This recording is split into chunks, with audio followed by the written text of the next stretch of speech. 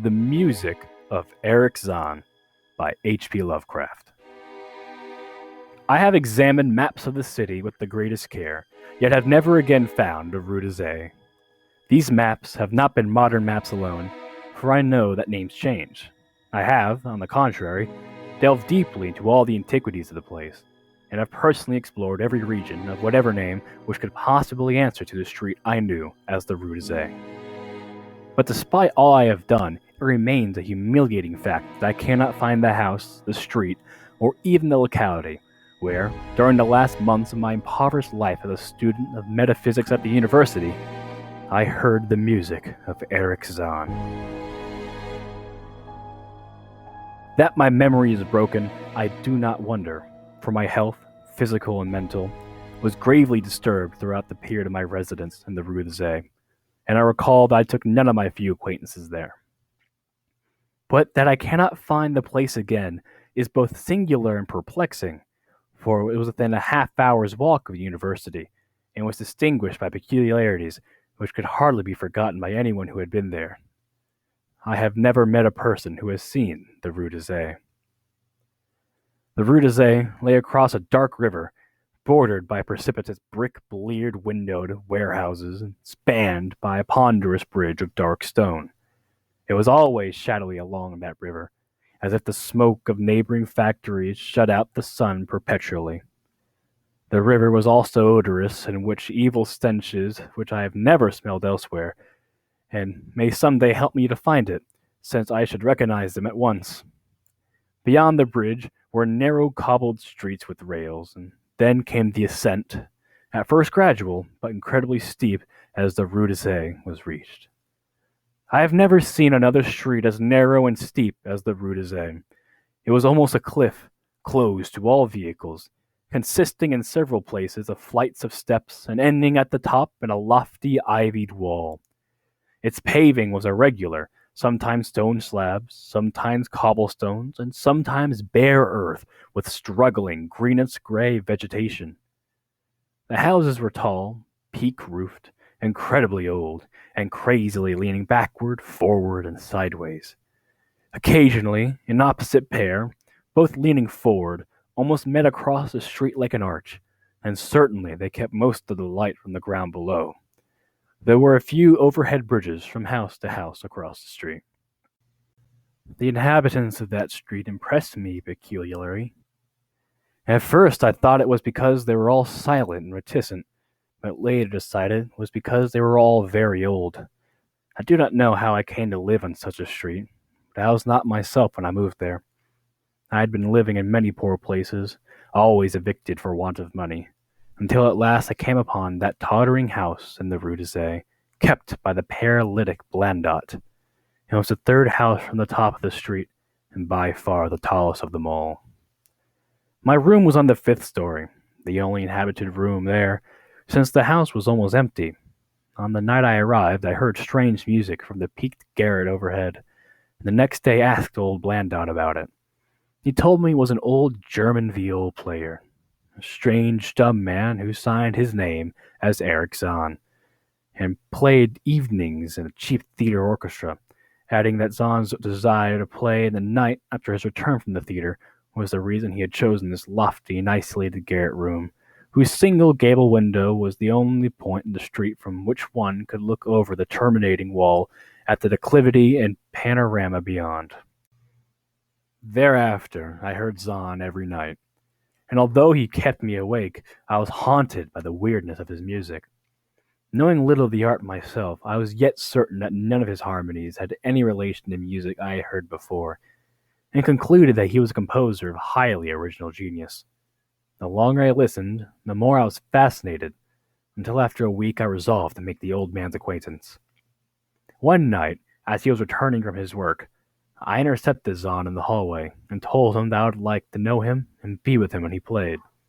He was a small, lean, bent person with shabby clothes, blue eyes, grotesque, satyr-like face, and nearly bald head, and at my first words seemed both angered and frightened. My obvious shrilliness, however, finally melted him, and he grudgingly motioned to me to follow him up the dark, creaking and rickety attic stairs. His room, one of only two in the steeply pitched garret, was on the west side, toward the high wall that formed the upper end of the street. Its size was very great, and seemed the greater because of its extraordinary bareness and neglect. Of furniture there was only a narrow iron bedstead, a dingy washstand, a small table, a large bookcase, an iron music rack, and three old-fashioned chairs. Sheets of music were piled in disorder about the floor, the walls of bare boards and had probably never known plaster, whilst the abundance of dust and cobwebs made the place seem more deserted than inhabited. Evidently, Erich Zann's world of beauty lay in some far cosmos of the imagination. Motioning me to sit down, the dumb man closed the door, turned a large wooden bolt, and lit a candle to augment the one he had brought with him. He now removed his viol from his moth-eaten covering, and taking it, seated himself in the least uncomfortable of the chairs. He did not employ the music rack, but offering no choice and playing from memory, enchanted me for over an hour with strains I had never heard before, strains which must have been of his own devising. To describe their exact nature is impossible for one unversed in music. They were a kind of fugue, with recurrent passages of the most captivating quality, but to me were notable for the absence of any of the weird notes I have overheard from my room below on other occasions. Those haunting notes I had remembered, and had often hummed and whistled inaccurately to myself, so when the player at length laid down his bow, I asked him if he would render some of them. As I began my request, the wrinkled, satyr-like face lost the bored placidity it had possessed during the playing, and seemed to shew the same curious mixture of anger and fright which I had noticed when I first accosted the old man. For a moment I was inclined to use persuasion, regarding rather the lights the whims of senility, and even tried to awaken my host's weirder mood by whistling a few of the strains to which I had listened the night before.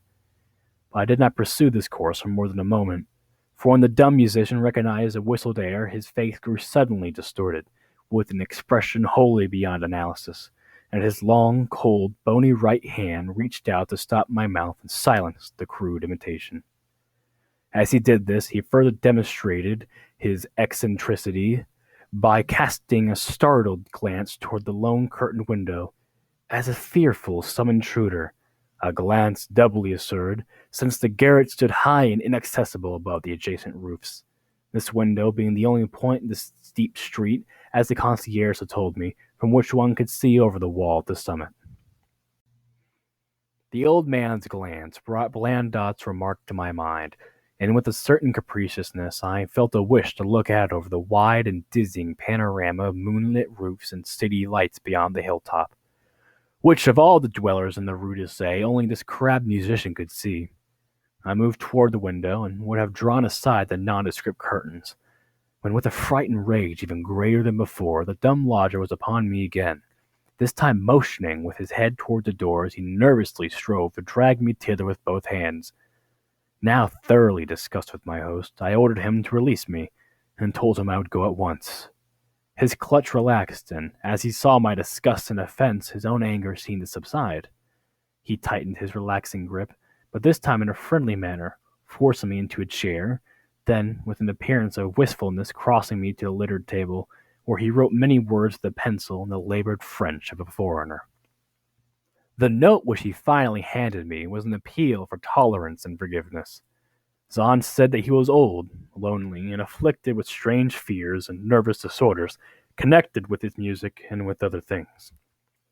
He had enjoyed my listening to his music, and wished I would come again and not mind his eccentricities, but when he could not play to another his weird harmonies, and could not bear hearing them from another, nor could he bear having anything in his room touched by another, he had not known until our hallway conversation that I could overhear his playing in my room, and now asked me if I could arrange with Blandot to take a lower room where I could not hear him in the night.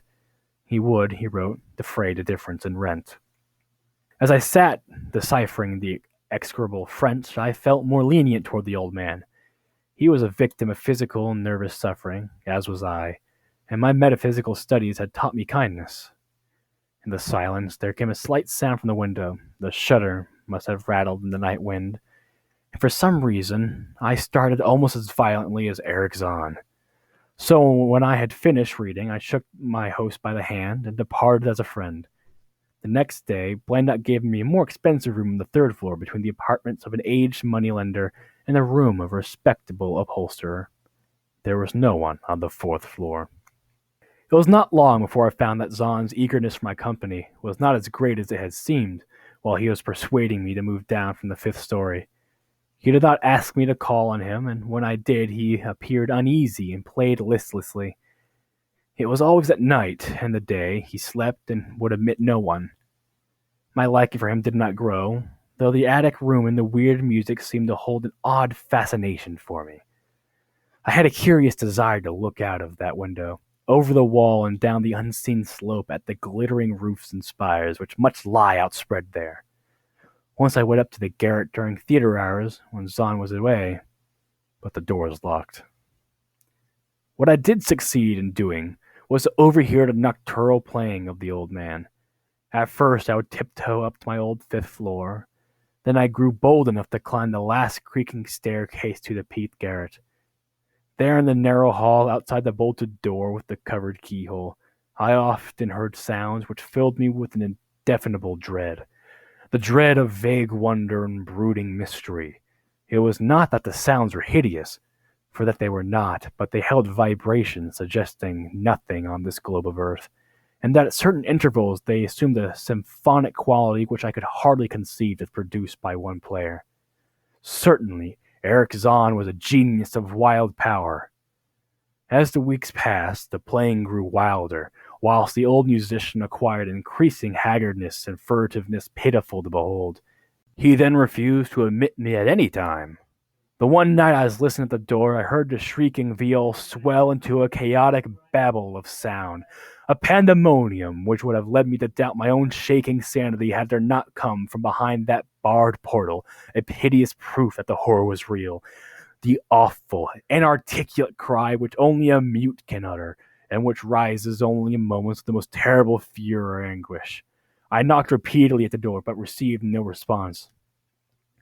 Afterward, I waited in the black hallway, shivering with cold and fear, till I heard the poor musician's feeble effort to rise from the floor by the aid of the chair. Believing him conscious after a fainting fit, I renewed my rapping, at the same time calling out my name reassuringly. I heard Zann stumble to the window and close both shutter and sash, then stumble to the door which he falteringly had unfastened to admit me.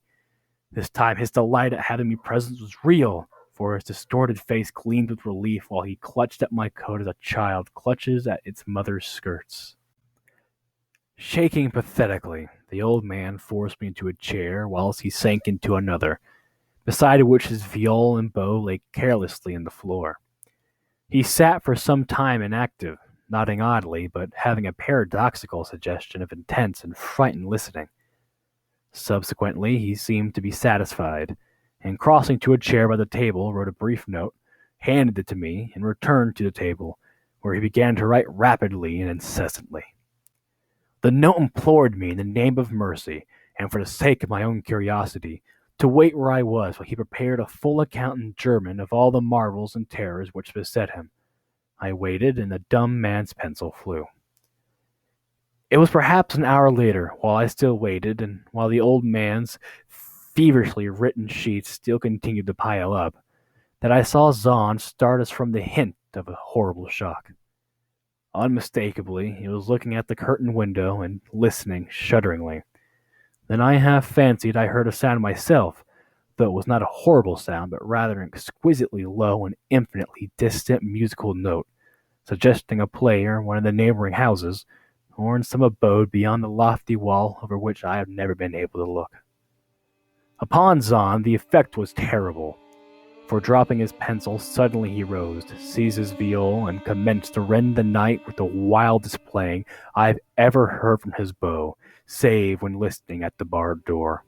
It would be useless to describe the playing of Erich Zann that dreadful night.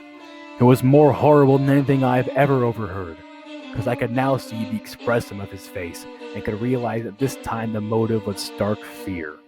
He was trying to make a noise, to ward something off or drown something out, What, I could not imagine, awesome though I felt it must be.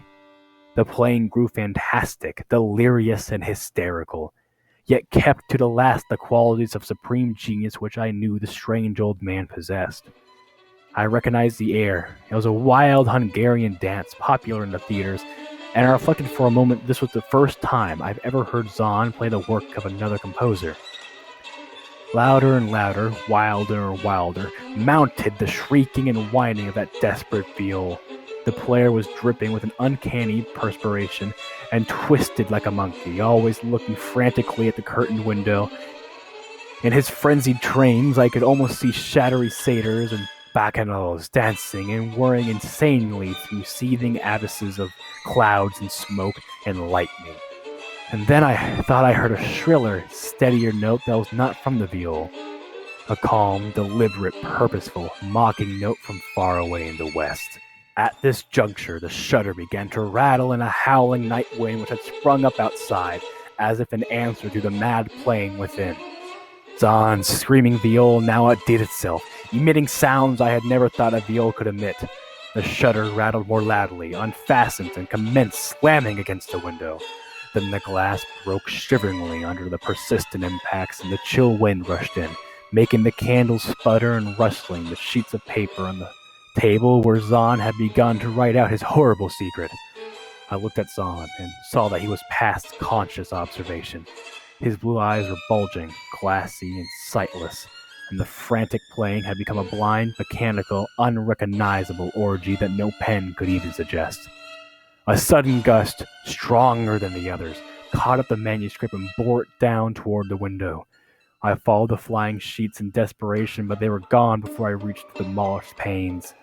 Then I remembered my old wish to gaze from this window, the only window in the Rue de Zay, which one might see the slope beyond the wall and the city outspread beneath. It was very dark, but the city's lights always burned, and I expected to see them there amidst the rain and wind. Yet when I looked from the highest of all gable windows, looked while the candles sputtered and the insane viol howled with the night wind, I saw no city spread below, and no friendly lights gleaming from remembered streets, but only the blackness of space, illimitable, unimagined space alive with motion and music, and having no semblance to anything on earth. And as I stood there looking in terror, the wind blew out both the candles in that ancient peaked garret, leaving me in savage and impenetrable darkness with chaos and the pandemonium before me, and the demon madness of that night-baying viol behind me. I staggered back in the dark, without the means of a striking light, crashing against the table, overturning a chair, and finally groping my way to the place where the blackness screamed with shocking music. To save myself and Erich Zann, I could at least try, whatever the powers opposed to me. Once I thought some chill thing brushed me, and I screamed. My scream could not be heard above that hideous viol. Suddenly, out of the blackness, the madly sawing bow struck me, and I knew I was close to the player. I felt the head, touched the back of Zann's chair, and then found and shook his shoulder in an effort to bring him to his senses. He did not respond, and still the viol shrieked on without slackening. I moved my hand to his head, whose mechanical nodding I was able to stop, and shouted in his ears that we must both flee from the unknown things of the night. But he neither answered me nor abated the frenzy of his unutterable music, while all through the garret strange currents of wind seemed to dance in the darkness and babel. When my hand touched his ear, I shuddered, though I knew not why till I felt of the still face, the ice-cold, stiffened, unbreathing face, whose glassy eyes bulged uselessly into the void. And then, by some miracle, finding the door and a large wooden bolt, I plunged wildly away from that glassy-eyed thing in the dark, and from the ghoulish howling of that accursed viol, whose fury increased even as I plunged. Leaping, floating, flying down those endless stairs through the dark house, racing mindlessly out into the narrow, steep, and ancient street of steps and tottering houses, clattering down steps and over cobbles to the lower streets and the putrid canyon-walled river, panting across the great dark bridge to the broader, healthier streets and boulevards we know. All these are terrible impressions that linger with me, and I recall that there was no wind, and that the moon was out, and that all the lights of the city twinkled. Despite my most careful searches and investigations, I have never since been able to find the Rue de Zay. But I am not wholly sorry, either for this or for the loss and undreamable abysses of the closely written sheets, which alone could have explained the music of Erich Zann.